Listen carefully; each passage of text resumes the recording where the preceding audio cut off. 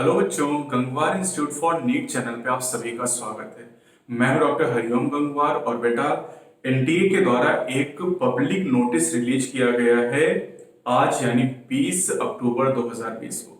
इस public notice में क्या चीजें बताई गई इसके बारे में हम डिस्कस करेंगे। आप देख रहे हैं कि कई दिन से सोशल मीडिया में एक खबर रिलीज हो रही है, लोगों को बताया जा रहा है कि जो एनटीए है वो ओएमआर सीट में चेंज करा। किसी बच्चे ने 650 नंबर बताए और उसके 329 नंबर है, बाद में उसकी रैंक एक पब्लिश कर दी गई। तो इसी को लेकर एनटीए ने एक नोटिस जारी किया। एनटीए ने क्या कहा है कि एनटीए ने 16 अक्टूबर को नीट यूजी का परिणाम घोषित किया। उम्मीदवार और उनके माता पिता ने कुछ मुद्दों पर ईमेल और मीडिया और सोशल मीडिया के माध्यम से एनटीए से संपर्क करना शुरू किया। पहला, ओएमआर सीट को बदला जा रहा है और दूसरा, स्कोर कार्ड में विविधता को घोषित की गई और अब उपलब्ध है। यानी जो स्कोर कार्ड में वेरिएशन आ गई है बच्चों के, वो फिर से अवेलेबल कराया जा रहा है एनटीए के द्वारा। इन दोनों मुद्दों पर जो पेरेंट हैं और उनके माता पिता, उन्होंने एनटीए से संपर्क करना शुरू किया। अब एनटीए ने क्या कहा है? एनटीए ने पूरी जांच के बाद परिणाम घोषित किया और सभी उम्मीदवारों को आश्वासन दिया है कि एनटीए द्वारा घोषित परिणाम सही है। हालांकि सोशल मीडिया के कुछ समाचार चैनलों पर यह खुलासा हुआ है कि कुछ चौंकाने वाले असामाजिक तत्व दावा कर रहे हैं कि एनटीए द्वारा घोषित रिजल्ट गलत है। मतलब सोशल मीडिया पर जो ये सारी चीजें चल रही है, आपने देखा भी होगा, कई सारे न्यूज चैनल हैं, कई सारे यूट्यूबर हैं जो इस बारे में बता रहे हैं कि ये एनटीए ने बहुत सारी गड़बड़ी की है रिजल्ट में और ओएमआर सीट को चेंज किया जाए। तो एनटीए ने क्लैरिफिकेशन दिया है। उदाहरण के लिए एक बच्चे का नाम है जो कि एनटीए ने उसको डिस्क्लोज नहीं किया है, उसके जो रोल नंबर उसको भी डिस्क्लोज नहीं किया, गुप्त रखा है। तो उस बच्चे ने दावा किया है कि उसके 650 नंबर है, जबकि उसे केवल 329 नंबर मिले हैं। यह कुछ शहरों के स्थानीय समाचार चैनलों पर भी प्रकाशित किया जा रहा है।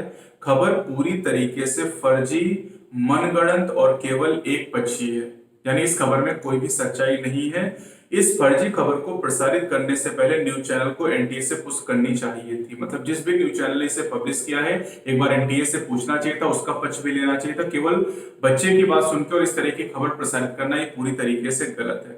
इस फर्जी खबर को प्रसारित करने के मामले में तत्काल नोएडा उत्तर प्रदेश में आईटी सेल के तहत, आईटी अधिनियम के तहत साइबर सुरक्षा सेल में एनटीए द्वारा शिकायत दर्ज की जा रही है।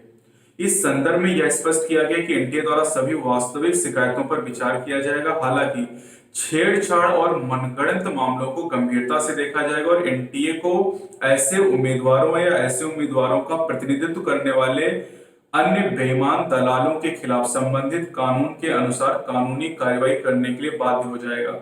इसमें उनकी उम्मीदवारी रद्द होना भी शामिल। यानी अगर कोई बच्चा इस तरह की मनगढ़ंत कहानी बना के सोशल मीडिया पर या यूट्यूब पर या फिर चैनल के पास में जाता है, तो उसको एनटीए जो उसका कैंडिडेचर है वो भी खत्म कर सकता है। मतलब वो फिर इंडिया में कोई भी मेडिकल एग्जामिनेशन या मेडिकल कोर्स में उसका एडमिशन भी नहीं हो सकता है। उम्मीदवारों को उनके हित में एक बार फिर सलाह दी जाती है, वो किसी भी बेईमान व्यक्ति, एजेंट, प्रवक्ता के बहकावे में न आए और ना ही उनके ओएमआर परिणाम में किसी प्रकार के अवैध बदलाव की अपेक्षा करें।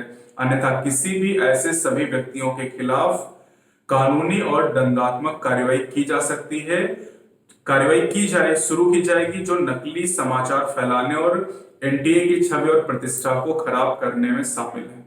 तो ये पूरा एनटीए ने रिलीज किया है कि अगर कोई भी चैनल ऐसा कर रहा है या कोई स्टूडेंट ऐसा कर रहा है तो अभी समझ जाओ किसी भी बहकावे में ना आए, क्योंकि बहुत सारे दलाल ऐसे हैं कि हम आपकी ओएमआर चेंज कर देंगे और पैसे की मांग कर सकते हैं आपसे, या इस तरह की कोई भी अगर आपसे बातें करा तो उससे प्लीज दूर रहिए, वरना एनटीए आपका जो उम्मीदवारी वो भी खत्म कर देगा। आप मतलब अगर प्राइवेट में भी एडमिशन कहीं लेना चाहते हैं तो वो भी आप नहीं ले पाएंगे। तो इसलिए इस तरीके की चीजों का ध्यान रखें और एक बार कम से कम कोई भी न्यूज को पब्लिश करने से पहले एनटीए में इतने सारे कांटेक्ट नंबर दिए गए, उनसे जरूर आप बात कर लें, उसके बाद कोई भी खबर पे आप विश्वास करें। देखिए, खबर कई दिन से चली थी लेकिन मैंने उसमें कोई वीडियो नहीं बनाई थी और एनटीए ने आज इस बात को पूरी तरीके से क्लेरिफाई कर दिया है कि इसमें कोई भी सच्चाई नहीं जो सोशल मीडिया पे खबरें आ रही हैं।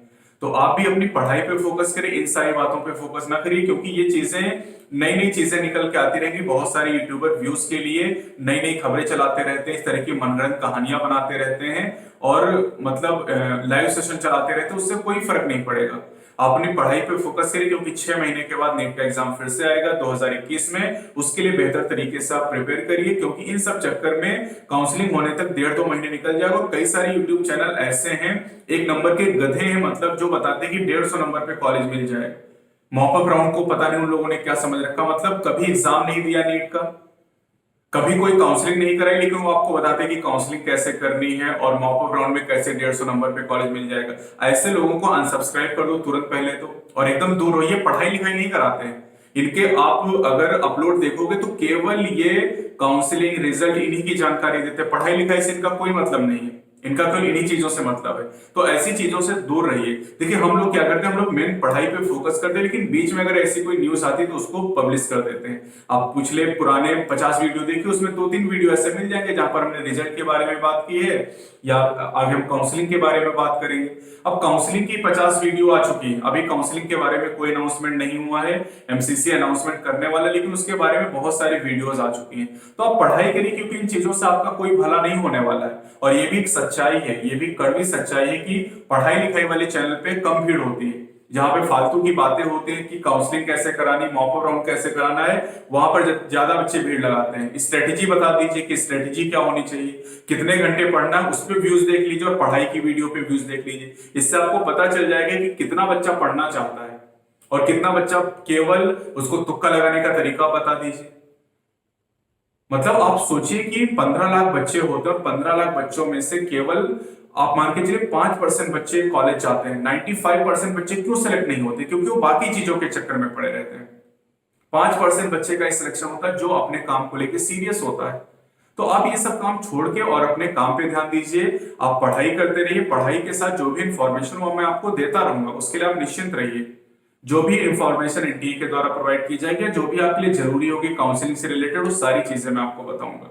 चाहे वो स्ट्रेटेजी की बात हो, टाइम टेबल की बात हो, सारी चीजें मैं आपसे डिस्कस करूंगा। अगर किसी टॉपिक पे आप चाहते हैं मैं आपको वीडियो बना के बताऊं उस टॉपिक के बारे में, तो कमेंट सेक्शन में आप मुझे बता सकते हैं। बाकी आप किसी भी ऐसे फेक एजेंट के, किसी भी दलाल के संपर्क में, किसी भी ऐसे न्यूज चैनल के प्रवक्ता के संपर्क में अगर हैं और वो आपको बरगला रहा है, तो उससे प्लीज दूर रहिए, क्योंकि इससे आपका जो फ्यूचर है वो भी खतरे में पड़ जाएगा। अपनी पढ़ाई पे ध्यान दीजिए। इसके लिए हम लगातार बैचेस भी चला रहे हैं। भोकाली बैच में सुबह 7:30 बजे बायो के क्वेश्चन मैं आपको करा रहा हूँ। आज भी मैंने 45 क्वेश्चन कराए थे।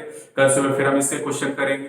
फिर ये क्लास आपकी 3 बजे केमिस्ट्री की दोपहर में होती, 4 बजे फिजिक्स की क्लास होती है। आप ही के लिए किया जा रहा है सब।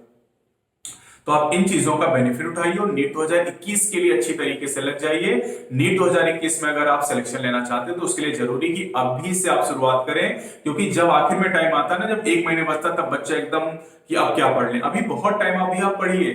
आप हाँ सोशल मीडिया पे रह सकते हैं, लेकिन आधे घंटे का टाइम आप बिताइए, लेकिन बाकी 10-12 घंटे पढ़ाई के लिए टाइम भी आप निकाल सकते हैं। ओके बच्चों, कोई डाउट हो कमेंट सेक्शन पूछिएगा, उसके बारे में आपको बताऊंगा। Best of luck.